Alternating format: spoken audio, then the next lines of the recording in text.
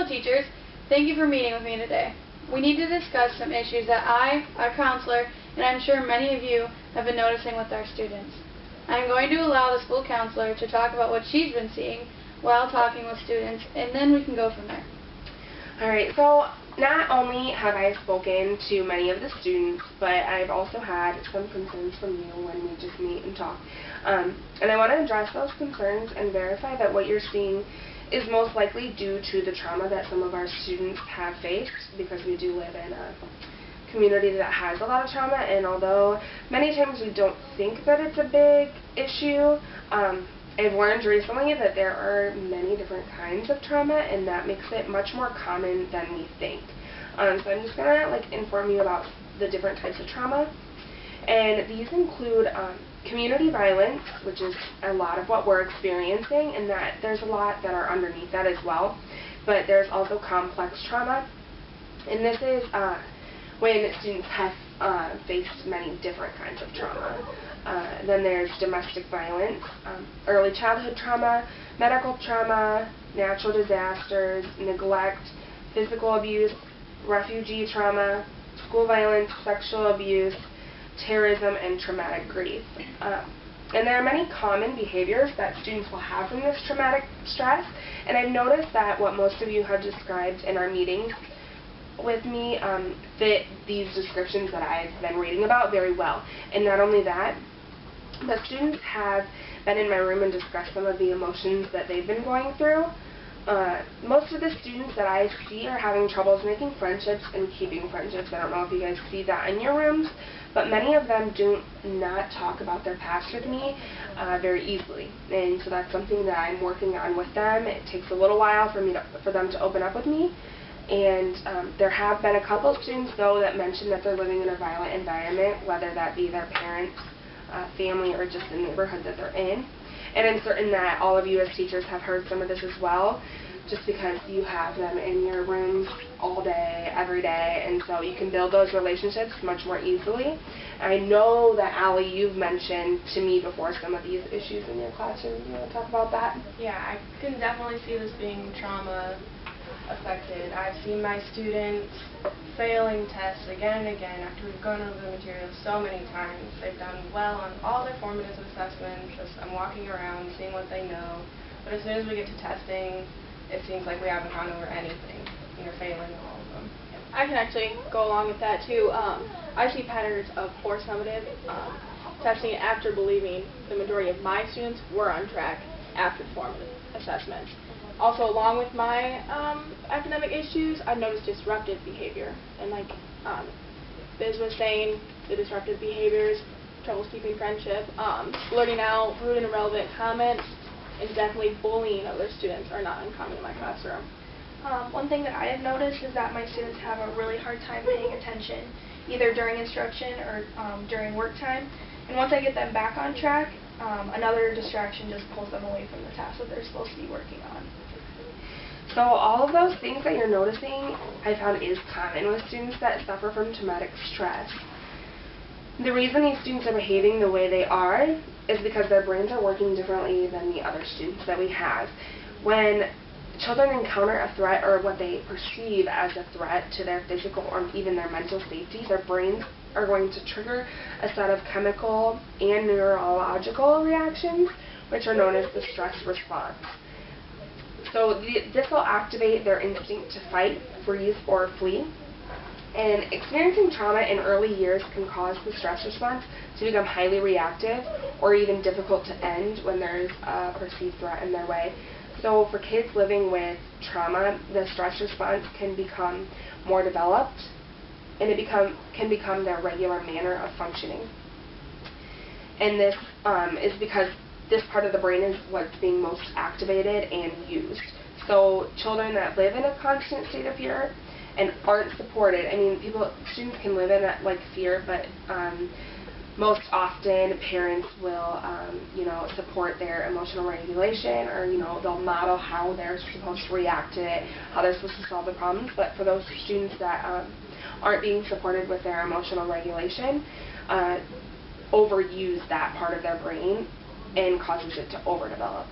And this also causes that part of the brain that puts potential threat in context to be underdeveloped and underused. So this can cause them to see things as danger that shouldn't be perceived as danger to most students that have a normal functioning brain. Okay. And speaking of triggering things, a couple of weeks ago during professional development, I was reading an article and I came across a newer tactic for schools called trauma-sensitive schools. A trauma-sensitive school is just a school that caters to communities like ours that has higher levels of trauma and adverse childhood experiences. It allows the students and the school as a whole to work together and making it a more safe and comfortable environment for the schools. Thank you, Katie, for sharing that. I think implementing this within our school would be very appropriate because our community and the environment in which our students have been growing up in.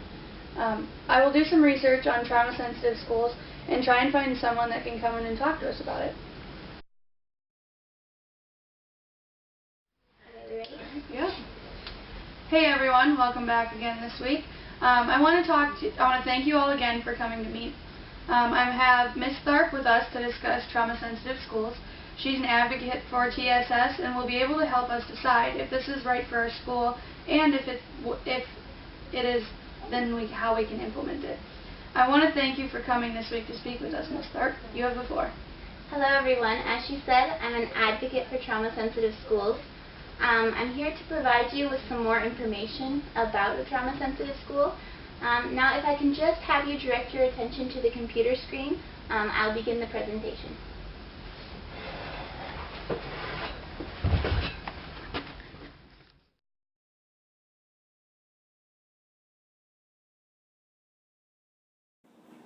First, we are going to discuss what a trauma-sensitive school is. A trauma-sensitive school is where the school's main focus is on supporting the students and making them feel safe and welcome. This goal can only be achieved by a school-wide approach. In order for a student to feel safe and welcome, they must feel this way throughout the entire school and its surrounding district. For example, in order for a child to feel safe, they need to be cared for in the classroom, on the playground, in the hallway, in the cafeteria, on the bus, in the gym, on the walk to and from school, and many other places. It is important to remember that safety deals with more than just the physical aspect of the child. Safety includes physical, social, emotional, and academic safety. These elements all have to be cared for in order for the students to have a positive learning experience. The second thing to recognize is that a trauma-sensitive school addresses trauma as a core element that is the foundation of the school's educational mission. In order for this mission to be successful, students and educators must use coordination to work as a team that encourages creativity in education. Another important aspect of trauma-sensitive schools is that they work as an inquiry-based process.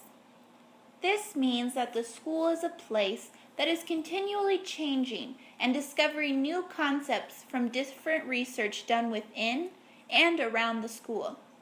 Using this process, educators can pose problems and scenarios to improve their schools.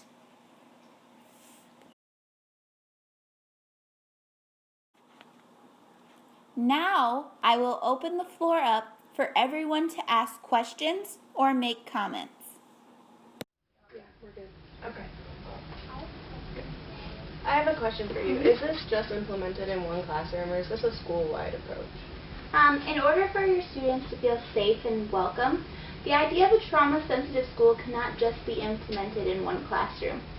In order for this idea to be effective, it takes a school-wide approach where teachers and other educators are constantly collaborating to meet the needs of their students. Having a school-wide approach also ensures that all the students are supportive of a supportive learning experience, and not just one class. If one class is labeled trauma sensitive, this could also lead to other problems, such as those students getting picked on, and this could also really affect the inclusiveness of your school. I have a question. What is the Safe and Supportive School Law, and how does that affect implementing it? The Safe and Supportive School Act became a law in 2014 in Massachusetts. This law helps establish a safe and supportive framework for schools that provide a better learning experience for children. This law now provides self-assessment tools for their programs, establishes grant programs, it creates a commission that helps with implementation statewide, and it requires that the Department of Education for both elementary and secondary schools develop a safe and supportive schools framework, and it has to be approved and recommended by the Behavior and Public Schools Task Force. And since your school is located in Massachusetts, you'll be able to receive support and assistance with implementing this trauma-sensitive school.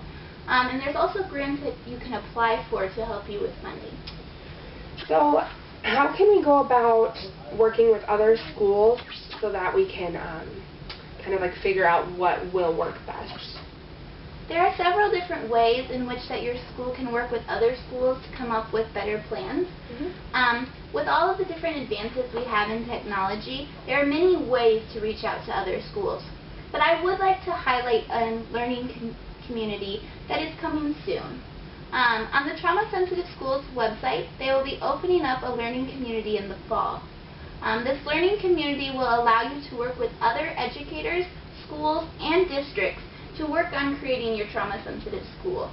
I really think that this is a great opportunity, and it will help you give your students the best experiences possible. Is there anybody that has any thoughts and ideas? I think that this is definitely something that would be appropriate for our school. I really think that implementing a trauma-sensitive program would be something that not only helps our trauma-sensitive students, but all students and staff. I agree that it'd be a great program for our school to try. I feel like we have nothing to lose by trying this program, whether we see results or not. I think, just like what you said, I think we should implement it and just see how it works. Like, we're not like losing anything by trying it. And I've been thinking that I can make individual appointments with each student throughout the first year just to see how they're feeling about the changes that we've made in our school, if they're feeling comfortable with it, and to see if like they're noticing an improvement in themselves and in their peers. How would we go about implementing this? So I was interested, and I looked up some information on trauma-sensitive schools, and I found a textbook called Helping Traumatized Children Learn. And this textbook laid out the 6 aspects that are required in a trauma-sensitive school. So first of all, you need leadership by school and district administrators to create an infrastructure and culture that would promote a trauma-sensitive school environment. You would also need professional development and skill building for all school staff, including leaders in areas that enhance the school's capacity to create supportive school environments. We need access to resources and services, such as mental health resources, and that would help students participate fully in the school community and help adults create a whole school environment that engages all of the students. We need academic and non-academic strategies that enable the children to learn. We need policies, procedures, and protocols that sustain the critical elements of a trauma-sensitive school. And we would also need collaboration with families, which would actively engage them in all aspects of their children's education. And I know that's a lot to take in, but all of these steps work together to make sure that we provide the best environment that we possibly can for our students. Yeah, thanks, Allie, for sharing that. I think we can go ahead and go from here and maybe collaborate with other neighboring schools in the district that are starting this as well. Or we can even bring in Ms. Tharp again and a couple of her teammates to help us get our school established as a trauma-sensitive school. We can bring them in next week to help us get started, and then we can take their advice and go from there. I agree.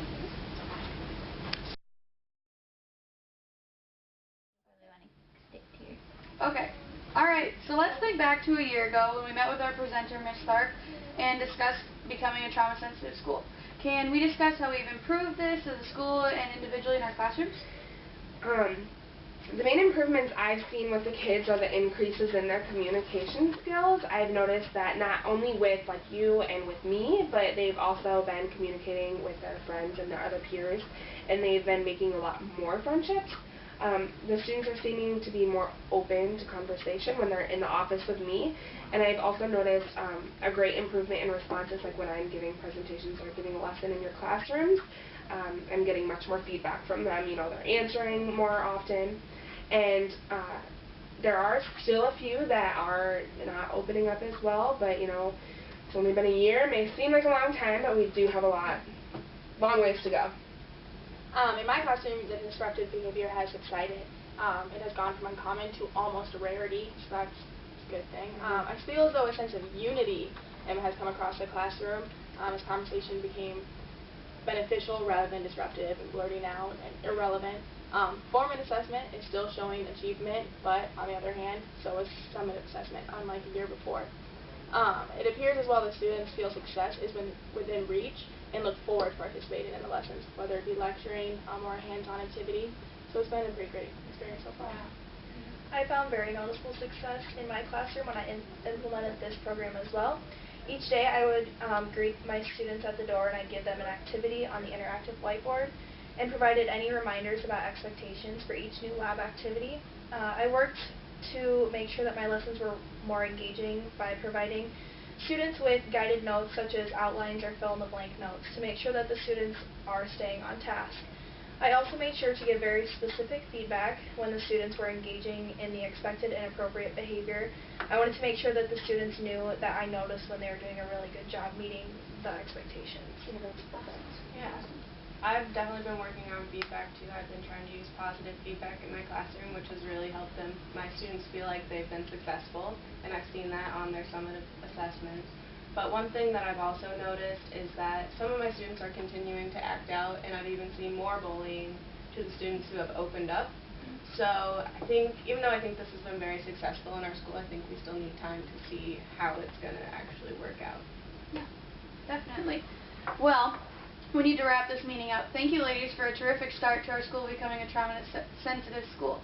Remember, this is an ongoing process, and we need to keep working on it every day. We'll continue to meet monthly and go over the successes and improvements we need to make. Thanks. Good job.